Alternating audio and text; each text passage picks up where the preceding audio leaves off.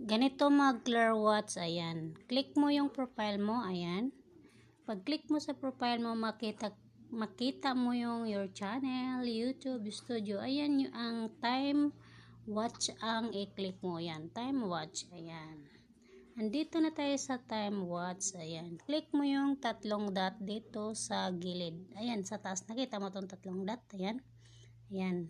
Click mo yan. Click mo yan, ayan. I-click mo yung settings. Ayan. Pag-click mo sa settings, i-click mo tong history and privacy. Ayan. Click mo yan yung history privacy. Ito yung lumabas. Ayan. Ayan lumabas. O, Clear Watch History. Click mo yan.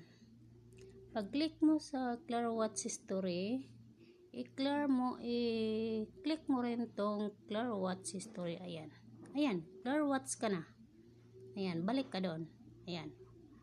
Balik ka. Ayan, malinis na siya. Kung saan mo din makikita yung pagkatapos mo mag-play, dito mo rin makikita kung ilang minuto yung na-play mo. Okay?